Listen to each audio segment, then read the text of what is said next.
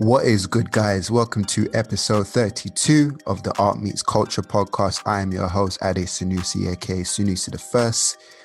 Welcome. Last week's intro was a stop and start intro for me because I haven't done podcasts in a while. And now I'm back. I feel like I'm in the swing of things, you know what I mean? So I wanted to give you this intro as natural as possible.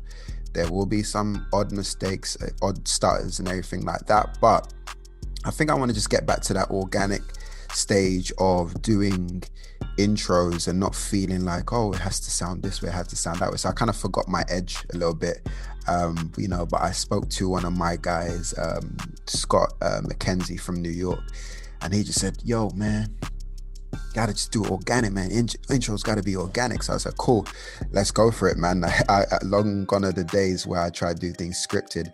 I'm doing YouTube now, the art review, and obviously I script certain parts, so I probably was in that format and didn't really shake that off because I was so stuck into that. But now it's about finding the balance of doing natural talking podcast, so you guys can just feel the energy and know where I'm going with it, you know what I mean? And it helps me get better, so yeah. Episode 31 last week with Emmanuel Onaje was a special episode, you know what I mean? It was the episode that kicked us off again, and it was a great chat, so I hope you guys enjoyed that. He's a dope guy, man. He's a dope guy, and I love his work. Love how he does art. I love what he does, with his brother and everything like that. I said some of those stuff last week, but yeah, it's amazing. And I'm happy he hopped on. It was someone I was trying to get on for a while. He got on, and we made some stuff happen. But today's guest, Carl, amazing artist. I as you can see, man, it's just words can't describe how great this guy is. Carl Beazley is an amazing artist, from the UK. He has some interesting takes on how he does portraits and everything like that. And also, he talks about going through anxiety and everything like that, and overthinking. And as you hear through the podcast, he progresses through it, and I felt that we had a special conversation because not only, I was watching him be a little bit nervous at the start, but as it went on, he just became more confident and more confident. And I told him, this is the energy you need to carry, do you know what I mean? And he's putting himself out there a little bit more. I know a lot of artists find it tough to put themselves out there, whether it's through, photos or showcasing themselves and just want to showcase their artwork. But what's great is, you can show yourself a little bit more and show your personality. Do you know what I mean? I found out what stuff he likes and what he likes to enjoy and stuff like that, showcasing parts of you. Do you know what I mean? Not all of you, but you can showcase parts of you. But yeah, it was a great episode. And I'm definitely excited for everyone to hear this. So it's going to be great. Dropping later this week, we have the art review. Another special episode. We got some amazing artists that we're reviewing on there, so you definitely check that out. So that will be dropping soon. If you're subscribed to our YouTube channel, Art Meets Culture, you'll know as soon as when that drops, but I'll be promoting it same way on the Instagrams, on the Facebooks, on the Twitters, everywhere. So wherever you're following us, you'll definitely know. I did not give you any room to follow us last week, which was crazy because usually I'll do those things. But yeah, if you're new to us, subscribe to our, iTunes, Spotify, SoundCloud, or Art Meets Culture. If you want to follow us on Instagram, that's Art Meets Culture on Instagram. A Meets Culture on Twitter, Art Meets Culture on Facebook. You can follow me personally if you want, hit me up. I'm down for giving advice and everything on Sunusi the First. That's on Instagram. But I'm excited, man, as 2021 is with us now. Obviously, we're still in this lovely lockdown in London. If you're from London listening to this, or from around the world, I don't know how your situations are, but we're all going to get through this. I believe that wholeheartedly. I don't think this is going to be a forever thing. I just think it's a thing that we just got to adjust to and adapt to. And I think we're coming closer to something special. But yeah, it's just about being strong and being consistent at what we do. Spending time with loved ones, making sure that our mentalities are A1. So we're not, shaken from when it does go away, hopefully. We're not in limbo about not what to do. Um, but yeah, anybody who is suffering from COVID, get well soon. If you're listening to this, anybody suffering from any mental illnesses or depressions, anxiety, listen, this is a special man to listen to. So I think you would definitely enjoy this episode. But yeah, keep pushing art. You know what I mean? Keep supporting what we do. We're definitely looking to expand a lot this year. So you're going to see some fresh new things from us. You know what I mean? You know, we unfortunately we can't do events, but that don't stop the brand from growing for what it needs to be. But yeah, we're growing. But yeah, I don't want to talk too much. You know, I love it intro. You know, I love chatting. But yeah, even next week we're going to have a special episode where it's a 2-hour episode, I like to say. I'm not going to tell you who the artist is, but it was a great conversation, and you're definitely going to enjoy that too. But this one, let's kick off with Carl. He definitely puts his money where his art is. You know the vibes. You know where we're at. Take care. Peace. Salute. Let's go. How you doing, man? I'm all good. How are you? Not too bad. Just getting on with it. 2021 is here. You know, it's run fast, isn't it? Yeah, it's weird that the last time I began a podcast was when the first pandemic hit. Yeah.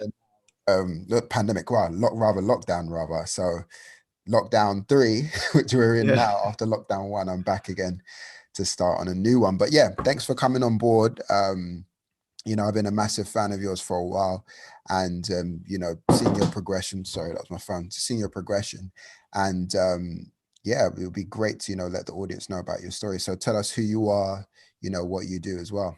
First of all, I just want to apologize in advance if I freeze up at any point or say no worries, man. Ridiculous. I was laying on my bed yesterday getting a bit anxious about this. And I was speaking to a friend, and he said, just call it out straight away. Just call it out. He said, it's better to just, you're an anxious person. Deal with that straight away off the bat. Yeah. But yeah, I'm Carl Beazley. I'm a artist from Reading. I mainly focus on oil portraiture. It's sort of like distorted, surreal elements of pop art, and yeah. No, that's awesome. So like, how did your art journey begin? Some people tell me it's from when they were younger. Some people say it's when they were in the office and they got fed up of the job. How did yours, began for you? Well, I was always kind of into it at school from a young age. I always remember liking art. Remember when I was like around 12 or 13, I was like going around my friend's house and drawing the band Gorillaz, the characters from there. Yeah. And just, I used to just love drawing them here and there. And it was basically just gone from a young age. But and during school, I was kind of like, during art lessons, I kind of, as soon as it got to the serious stage of school, I just kind of went off the board a bit. And it was just like set at that year 11. Like intense theory. Exactly. Funny enough, I was an art student. I don't know why I picked art, because I couldn't draw to save my life. But I picked it because I thought, we could just draw and get by and get a quick grade. But when it became to the theoretical side of it, when it was just like, please describe why you drew this, why you drew that, why did you use this technique, I was like, I don't think I'm going to enjoy it. Yeah, I still struggle with that today. Even when people ask me about it, going, why did you do it this way? Why did you do that? I'm kind of a bit like, because I wanted to. Like, you know what I mean? And it's good, I mean, I think it goes back to the days where it was just about a feeling that you just do stuff. Do you know what I mean? There doesn't have to be some theory behind it. And I think that's just something just to educate the snobs, really, because they couldn't understand it. So exactly. It's like, I've always said that my favorite artists are like people like Francis Bacon. And when I look at his paintings, I haven't got a clue what they mean or anything, but they give me a weird feeling and atmosphere. Yeah. And I love that. Like, I'm more about art that gives me a feeling, I think, than anything. That's amazing. But there's room for all different types of art, but I think that's where I tend to get drawn towards. Definitely. You put on your bio, you're a self-taught artist. A lot of people are educated in the realms of art, how has, you know, you developing your skills by yourself help you develop as an artist?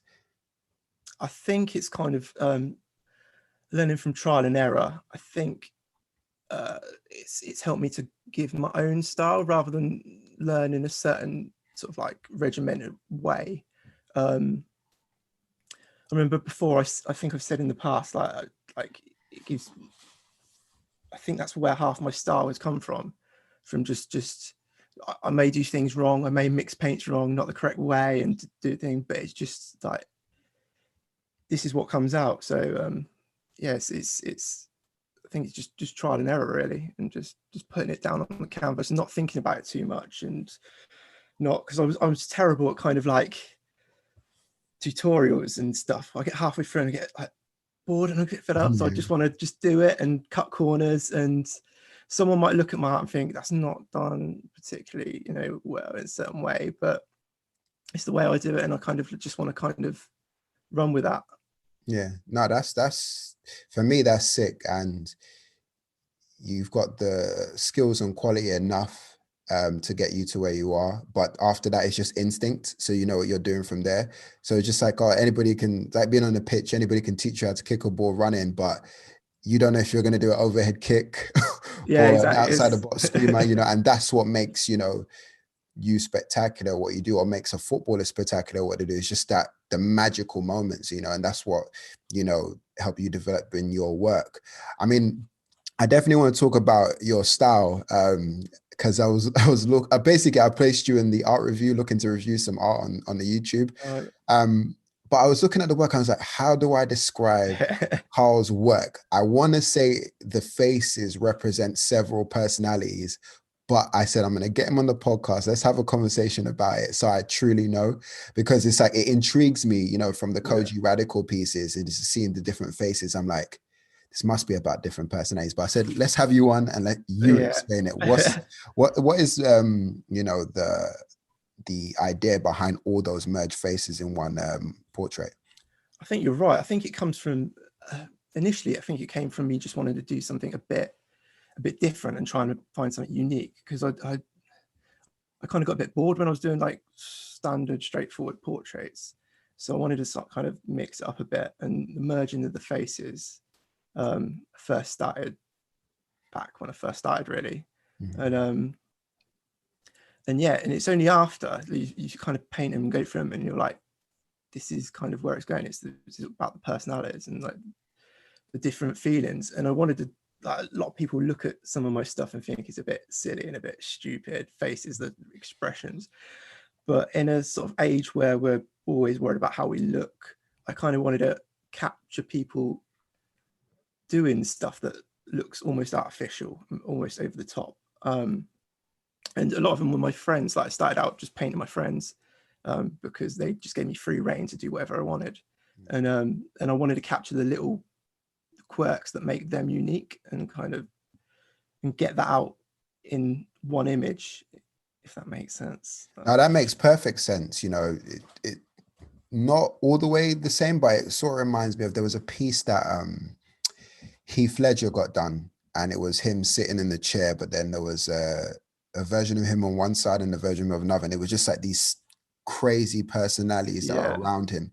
So yeah, no, it's very good, and I think it's in a series that, you know, that should be seen even more and just even noticed more. I like the kaleidoscope feel as well to it, so it just gives you like a different form of reality. I think this is my Marvel brain coming into place. Like, this is like the multiverse collapsing in itself, and this is the other versions of ourselves. So there's so many you know, ideas and thoughts that you can have behind the pieces that you create, you know what I mean? So it's, again, down to interpretation, but, you know, you see how it makes me feel and the thoughts I have behind that. Who are your art influences in, you know, in the game right now, current, past? Do you know what I mean? Like, who are the ones that kind of stand out for you, that's kind of inspired you to create what you create? There's kind of like, I kind of try and not to get too influenced by like other people, because I don't want to do sort of like imitations where they do it better. But there's so many great artists out there. If you look on Instagram, you just, it can be inspiring and kind of crushing at the same time. Like you see other people's and you go, damn, I can never do something like that. But if you're in the right mood, it can be incredibly inspiring. And there's people like Emilio, I'm useless with saying the names correctly, but Emilio Vilba, Andrew Salgado. There's one called Kayla Mahaffey. She does I think I've seen some of his stuff.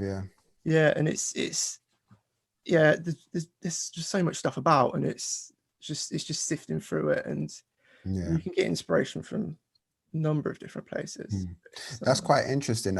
Because for me, it's like I can look at every art person's art piece and just be like, I'm inspired by all.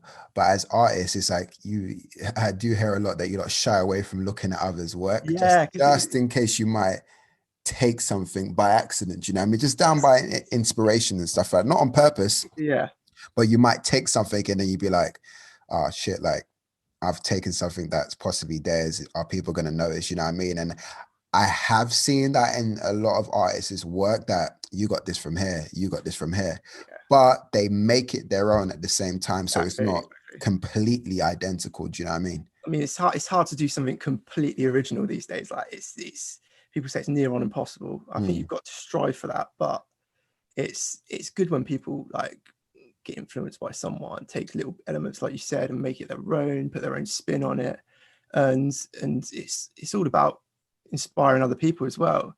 I don't think people should get too sort of like, oh, they've copied me, they've done this. Like it's this so many people in the world that, you know, just it's inevitable you're gonna do something similar to someone else, but I think you just got to go your own direction as much as you can, and yeah, just take emphasis from everywhere, but also not worry too much about it.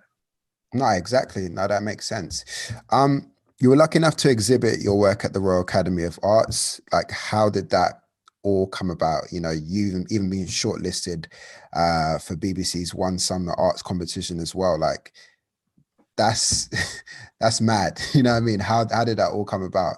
So that's a funny one, because like I think it was a friend got in contact with me and said, like, there's this competition, I thought of you because with your art, and the deadline was that day, I think. So I had to like sort of like rush home, and I was thinking because a lot of my stuff is pretty out there, and I thought, let's go for something a bit more sort of like normal, like a bit straight down the middle. So I had this piece that I'd done with my friend. It was kind of just something I'd done over the course of like 3 nights.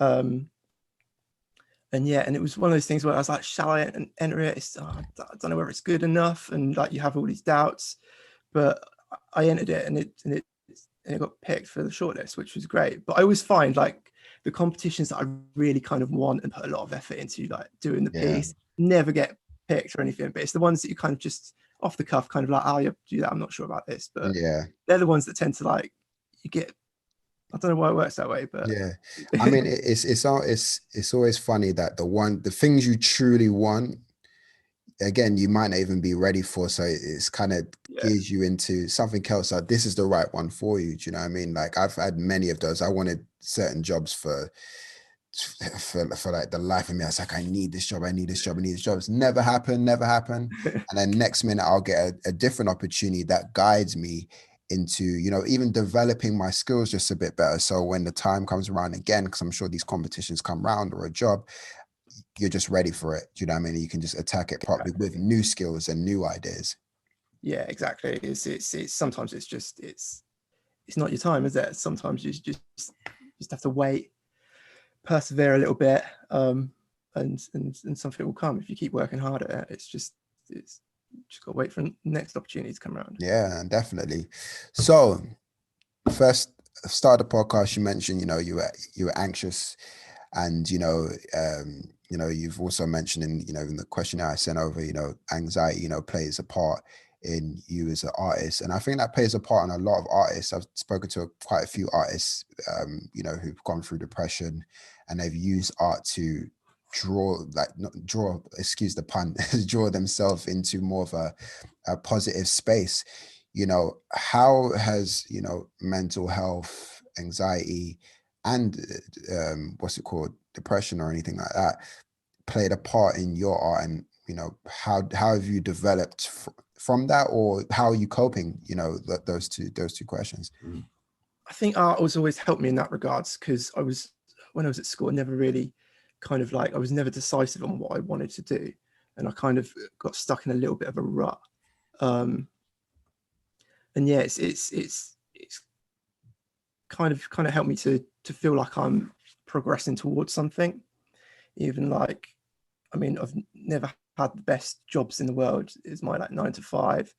They've always been, but doing my art in the evenings, it feels like I'm kind of just progressing and going somewhere with it. And I've been doing it kind of about 10 years now, and it hasn't kind of picked up as the business side of things as much as I'd like it to, but but it does help me out. But I think also because of the anxiousness and that sort of depression, sometimes I have to give myself a little bit of a break to sort of go away from it all. I can't go at it 24/7 like some people can do. Sometimes there's weeks when I can't do it. I can't even bear to think about picking up a paintbrush. But it does help me out of those moments when it's just having that outlet to feel like your creativity is going, that you're going somewhere in life, that you're doing something towards something. It's so yeah, it's about. No, that definitely makes sense. And you know, I love the fact that when you recognize that, you know what, this ain't it today. I'm literally not going to pick up a paintbrush, so I want to give myself some time. And you're not kind of just running yourself into the ground. You know, I mean, I think a lot of people do run themselves into the ground when they do feel like this, or just dive into work. But sometimes it's just about, you know, not that I'm a therapist or anything like that, just based on, you know, experiences that I've had and, you know, people that I've spoken to who've gone through deeper stuff. It's just like, sometimes you just got to let go and kind of just let the process kind of just deal with itself. And then you usually have a bigger spot to kind of get back into it. Do you know what I mean? Exactly. And I think, you know, even now having this conversation, you know, with you about your anxiety and depression and stuff like that, I then look at your art a little bit different now, where it's just like, this now then tells me different things about how he creates facial portraits, you know what I mean, of how you feel, from a smiley face to a happy face. So this is it, do you know what I mean? So I think it gives an extra layer to your work. And, you know, I think this is, you know, even positive that you're talking about it, do you know what I mean? Because, you know, you possibly didn't want to talk about it, you know what I mean? Because it's one of those things and you keep it in and then you create increased anxiety for it. But I think, you know, having these conversations definitely, one, alleviates certain pressures, but also allows people to kind of know that, guys, we all go through these things as well, do you know what I mean? But we're all dealing with it in a different way, but no one's gonna lose out of this, you know what I mean? We're all fighting for better, but it's good that you're progressing positively towards something creative, and you have somewhat of an anchor that kind of keeps you driving on, do you know what I mean? 10 years is a long time to do a lot of art, and that's very positive, do you know what I mean? And I don't think you should feel like 10 years, oh, it's taken 10 years. No, you've got 10 years experience, you know what I mean? Yeah. It's just like, I mean, sometimes you can feel like you're just, it's just, when people say like, oh, you enjoy doing your art, don't you? I was like, yeah. I do, but you do get moments when you think like, what's the point? What's the point of it all? Yeah. It's not all positive thinking as much as it's great. Like, people think positively all the time. Some people can't. Some people, it's just like, that side of your brain takes over and just tells you the worst. But yeah, it has helped me out, and it's just it's something that I kind of feel has really, sorry, I'm just no, it makes sense.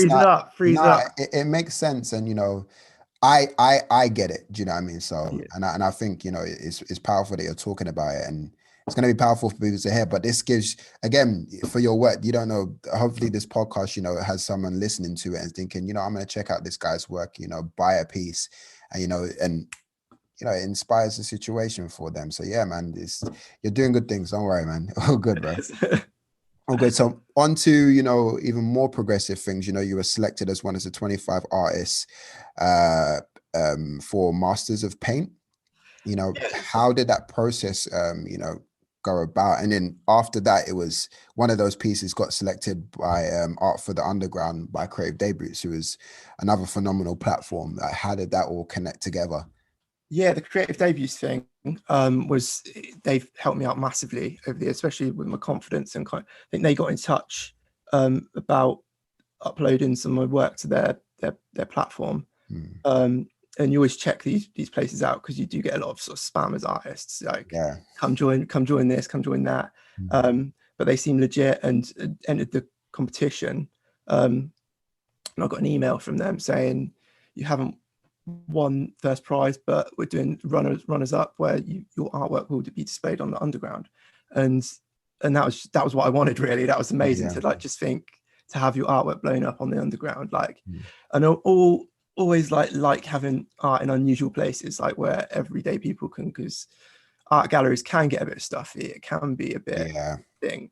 So putting it in different places like that was brilliant to see.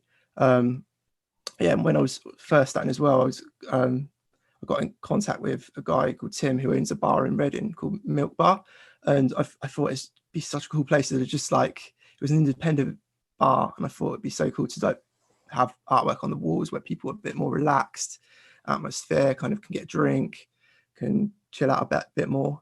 Because art should be for everyone, but it's like a lot of people do get put off. It's surprising how many people get put off by the stereotypical stuffiness of the art world. And I think creative debuts have helped to kind of like bash that down a bit, and give opportunities to people who've and it helped me as well, because I didn't know a lot of people who were into art, really. I kind of wrongly, I think I kept myself to myself. I didn't open myself up to like meeting new people, and kind of like, again, I think it's that anxiety coming out again. But there, you kind of meet other artists, and kind of seeing what they do, seeing other brilliant artists, and yeah, I've done a few shows with them. Like they've done one with the co-founder of Instagram that I've done, and it was yes, having things like that is just a massive boost. Because sometimes you can feel like you're on your own, sort of slaving away, spending hours and hours and hours, and they're not getting out there, the paintings, no one's really seeing them.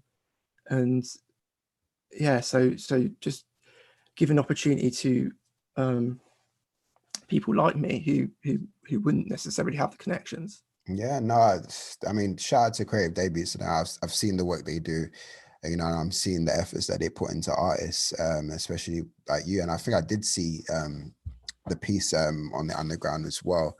And even the thoughts of, you know, doing art and thinking nobody's watching, somebody's watching. I tell you that for free. There's always someone, you know, seeing the art, even because 9 times out of 10, even when I see art pieces, I always see art pieces, look at the artist and save them in See, I do the same. I do the same. I save them and I'll be like, I need to talk to this artist. I know I'm probably running around doing about 10,000 things, but I need to save this artist. So I'll come back to it. So either feature them, interview them, or even just have a DM conversation with them, just to kind of give them some form of encouragement, you know, whether they're big or not. And, you know, yeah, we're definitely watching. And so I think it shouldn't be at the forefront, like nothing's going on, but definitely stuff is going on. Do you know what I mean? And funny enough, it was, I can't remember, I'm sorry if I even forget your friend's name, but it was your friend who DM'd me. It was. He was like, you need to get Carl in the podcast. I said, yeah, of course. I'll message him. See, that's me again, being like, have I got anything to say? What can I do? Like, being worried about it. And he was just like, and lately he's been really good at kind of like pushing me and messaging people and kind of like, you need to see this guy's work, like, and it just shows you that if I did message you and it's a thing, you would have said yes. So it's it's self-doubt and thinking, am I really, you know, and I've listened to your podcast and you get so many great people and super confident people, and like it's which is amazing.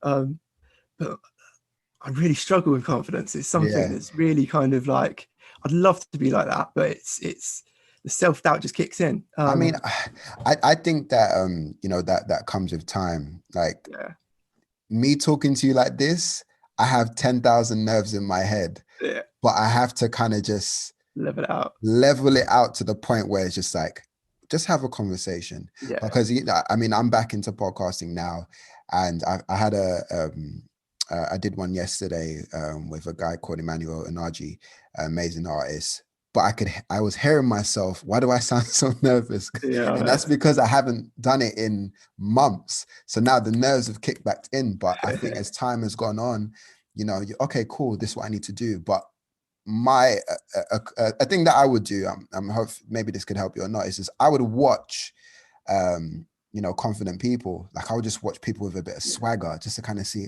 oh, okay, you do a bit of that, do a bit of this.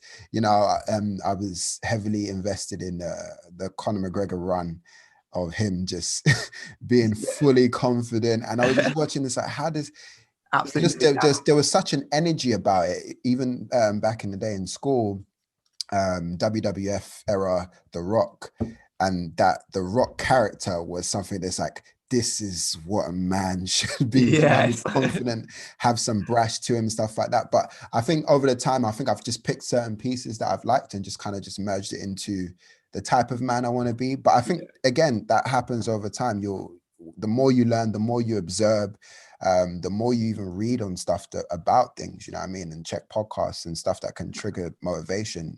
It changes you over time, not immediately, but over time you'll be like, I'm gonna have to make a decision here where I'm gonna have to be confident, or it is what it is. But exactly, it's kind of putting yourself outside your comfort zone a bit, and I'm starting to do that more in the past couple of years, whereas I kind of shied away a little bit too much, and thinking stuff will come to me. But you need to go to things. You need to put yourself out there and try and do things that you're not.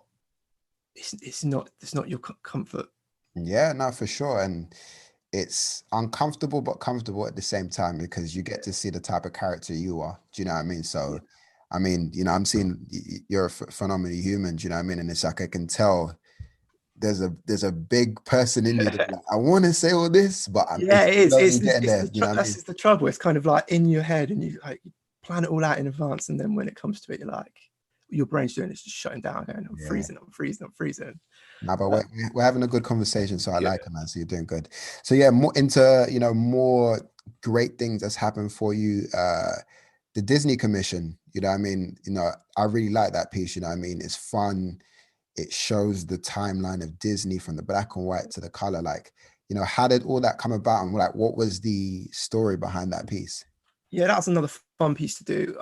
It was again through Creative Debuts. I got in contact with me about being one of 10 artists to do it for Disney, Mickey Mouse's 90th birthday, the anniversary. So yeah, it was kind of, and I remember talking to Callum at the time. He was like, I'm quite surprised that they went for you because your artwork's a bit out there. So I was like, I thought, like, I'm going to tone this one down a bit and show like a different side to me, show that I can do other things as well, like more subtle and kind of like things. So yeah, I had this idea of doing the whole, like, from the beginning, it's like the black and white fade into the color, sort of like Steamboat Willie era of Mickey Mouse going up to modern day.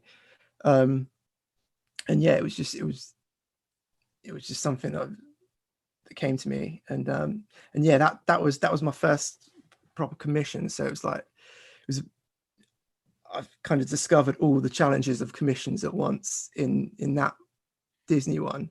And it was a bit of an eye-opener, but it was exciting, and I'm so glad to like be part of that. It was such an honor to be part of that and have them put faith in me to do that.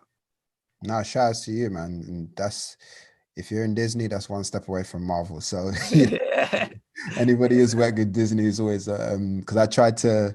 It was a dream at the time. I wanted to do some marketing for Marvel.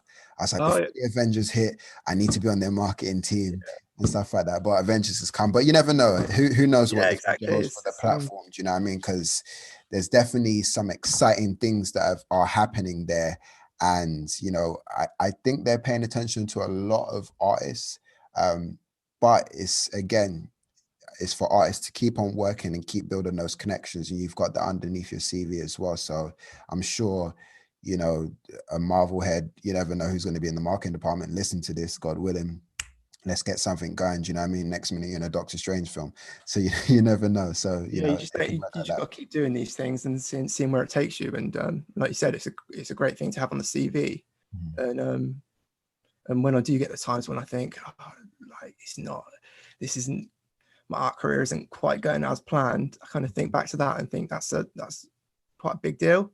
Yeah. And yeah, it's just giving yourself little boosts like that and just trying to remember these things Yeah, I guess it's the I won't call them small achievements, but it's the ones you don't think that are major that are major. Do you know what I mean? And these are yeah, stepping exactly. stones for something greater. So I think you're building the right building blocks.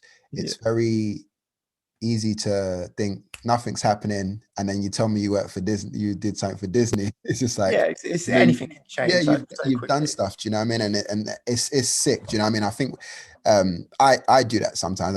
I don't look back and think, oh, I've done this, I've worked with that person, this and that, this company, because in your mind, your head is so fixated on the major goal, it Yeah, warps what you've done and you think you ain't done nothing. There's a cool book that you should check out. Carry Water, Chop Wood. It's literally about surrendering the overall outcome. So like surrendering that goal, like I want to be this, I want to be that. yeah. Surrender that and just literally focus on the step-by-step process. But I'm not going to spoil it for Check it people. out. That is Definitely. an amazing read. And I've got the audiobook as well, so I can constantly listen to it. But that teaches you the lesson about patience and step by steps to get to that greatness. You know what I mean? Yeah, sometimes you need those little reminders, don't you, to kind of like just, I do like sort of like reading these things because it does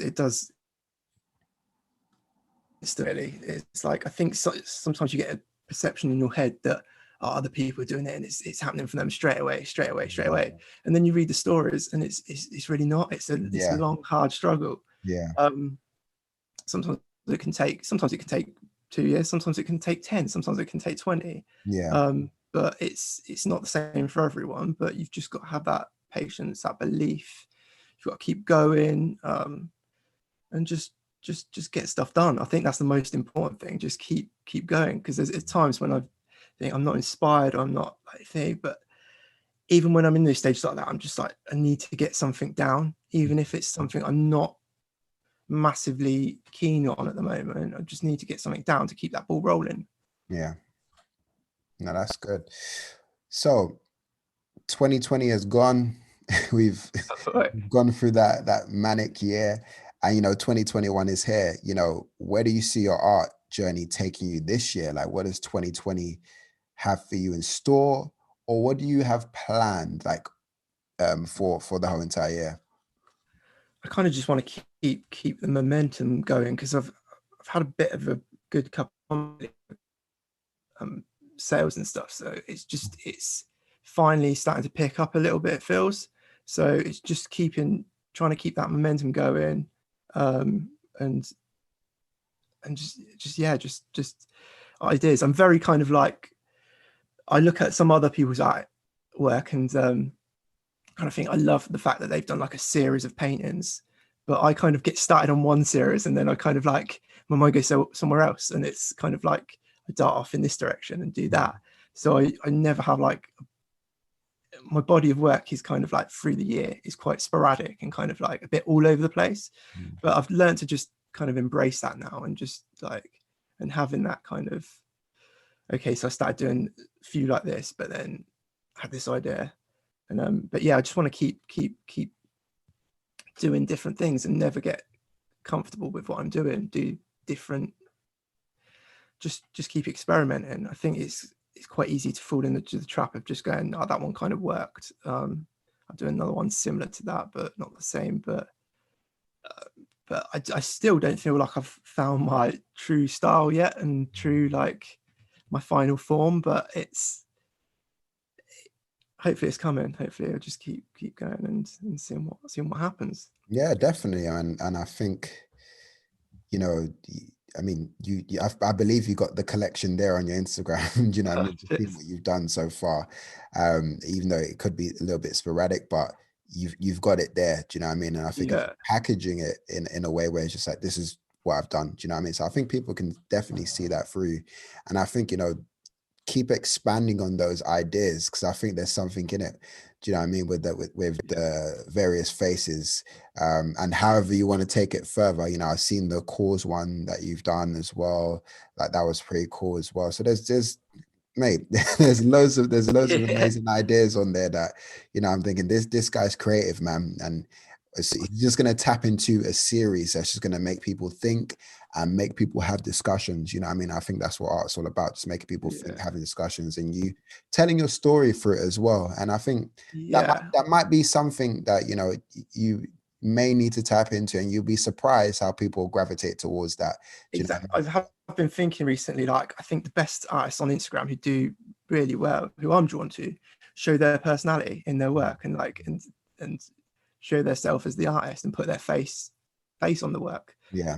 Whereas I've kind of shied away from that in the Mm, past. So I want to kind of bring that out more, and work on the marketing things as well, because it's a mm, big part, and it's a part that's just in the past I've just kind of like, again, shied away from, mm. because artwork is not easy, and I think I realize the time that goes into like doing a painting. Mm. And I think in the past I've been almost embarrassed about putting a price on work, because you kind of want it to be accessible to everyone, but at the same time you can spend like 50 plus hours on a painting, and Yeah. it's so you need to make sufficient money from it. So Yeah. it's and I've always said, like, instead of having like a sort of a painting course, I think I'd prefer to have like a business course. Like, I'd love to like learn the business side of things, because it's Mm. something that's just not natural for a lot of artists to Yeah. how to market their work, how to deal with the business side of things. Mm. It's just something that I think this year I need to tap into a lot more. Yeah. I mean, I've got something coming with that. So that should be definitely interesting. And I think, again, with pricing of artwork, it's just down to however you want to do it, really. I used to think that, no, you should price it this way and stuff like that. But I'm like, it's literally down to the artist, you know what I mean? Like, because I don't think are thinking about money, No, most time, or thinking if, should I really put it at 5 grand, or should I put it at 200? Because you're thinking of you want to give it to the local person who could appreciate your work, and gift it to them. And that's where people find the balance between originals and prints and everything like that. So yeah, I think, again, do what makes you feel the best. You know what I mean? Do what makes you feel more, great about how you want to deliver your message as an artist.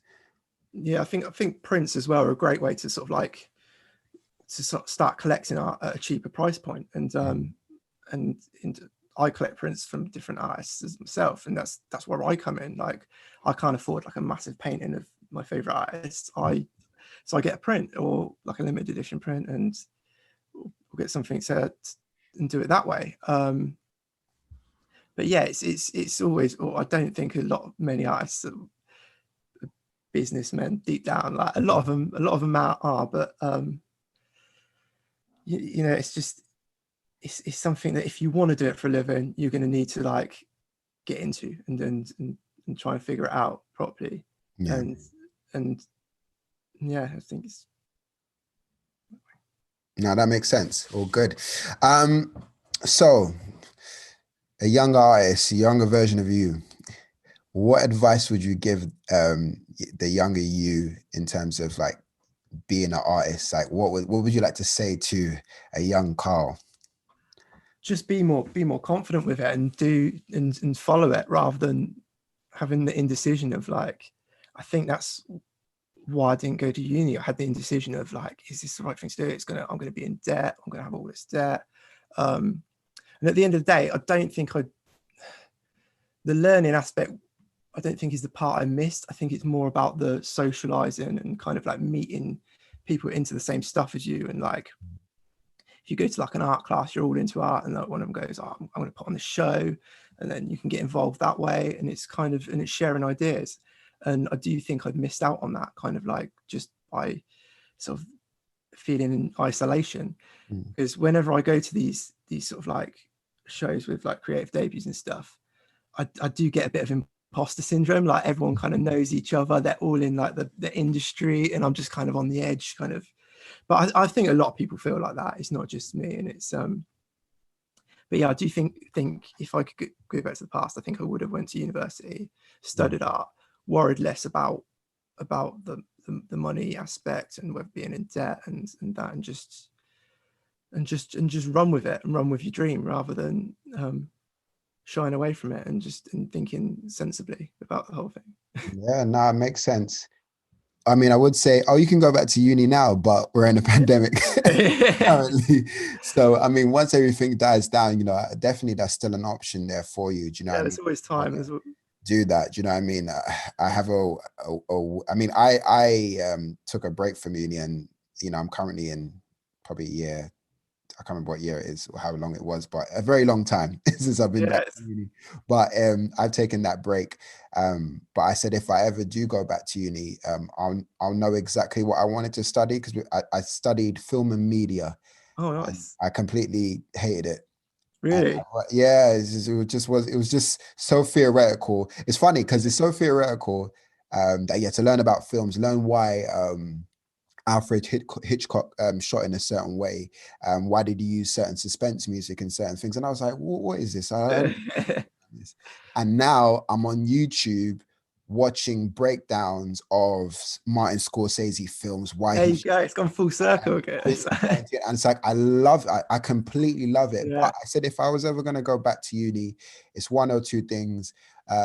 It will either be marketing and business, just to kind of up the skills just a little bit, because I just want to know more. But that might be a non-starter because I probably do so much of it as a working thing. But I said I probably want to do something outside the box, which is go to culinary school. And that was because of me binge watching a load of cooking shows and realizing, like, look at the stories behind why they made that beef burger.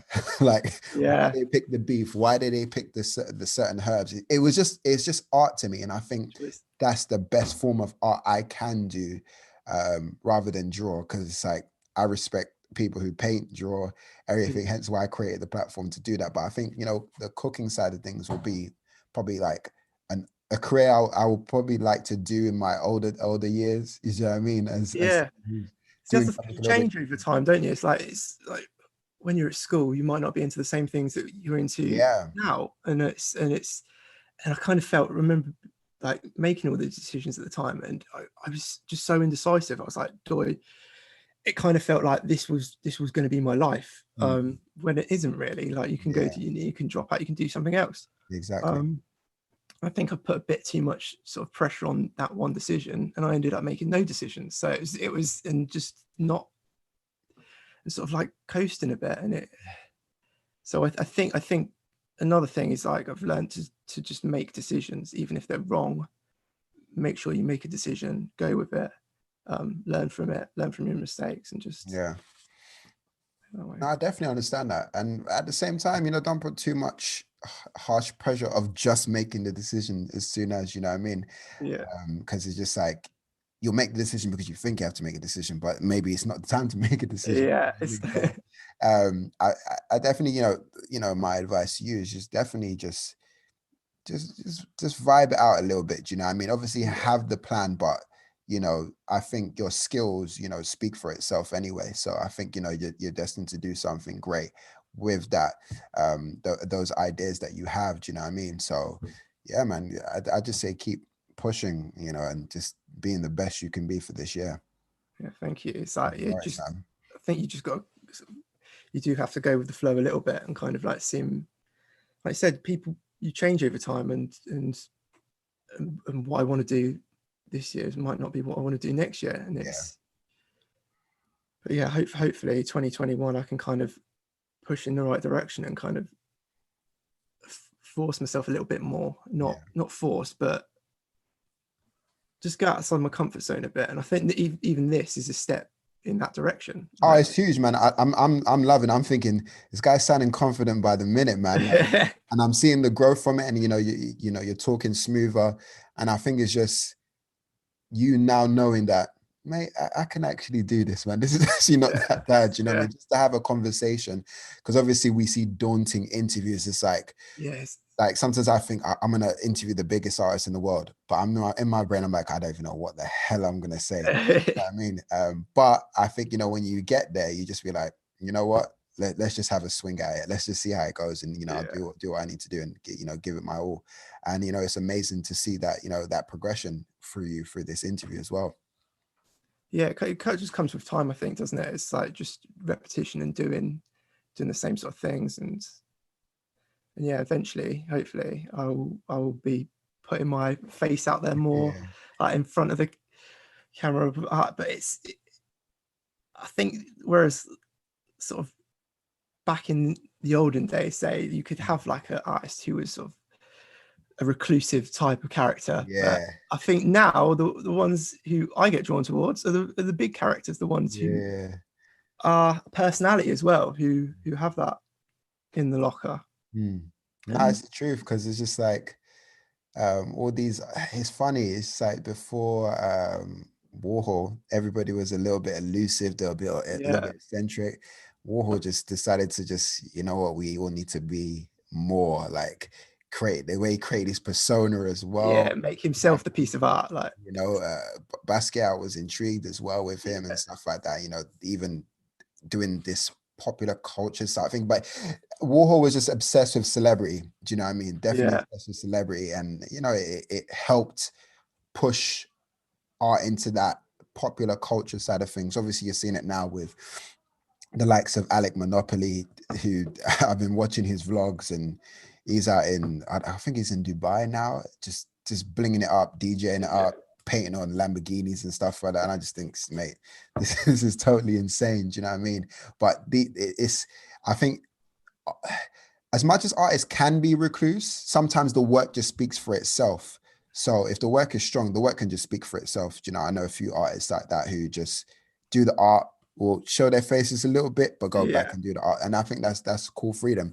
But there's some where it's just like, if no one's hearing me, I'm just yeah, gonna have to just put my face, talk everywhere, might have to create this persona a little bit just to kind of twist it a little bit. And in the end, not only that, you're a painter and an artist, you're becoming an artist and a creator for yourself. So you're creating your own, you're like a walking installation almost, you know what I mean? A walking art piece saying, look, you're gonna watch me and then you're gonna watch my art. Do you know what I mean? So it's like drawing them into what you're doing in your world. exactly. And I love people like that who do make the artwork themselves and kind of like just have that confidence to be able to put their face there and Yeah, man, be definitely. front and center and not afraid. Yeah. No, definitely, man. Bro, thank you so much, man. This has been an amazing conversation. Do you know what I mean? One of our best ones.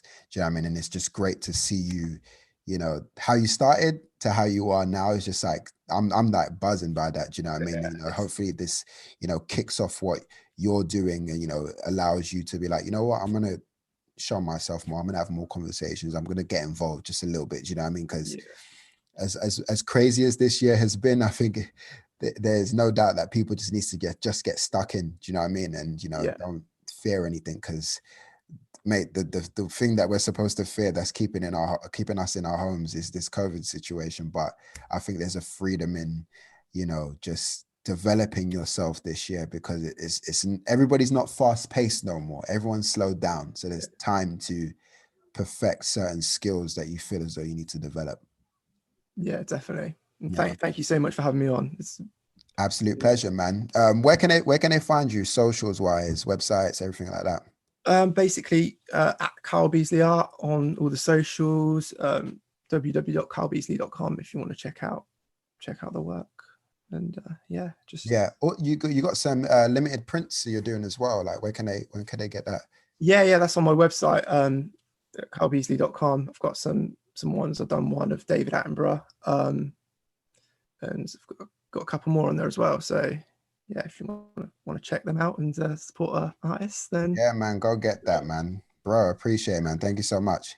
thank you. Good, all good.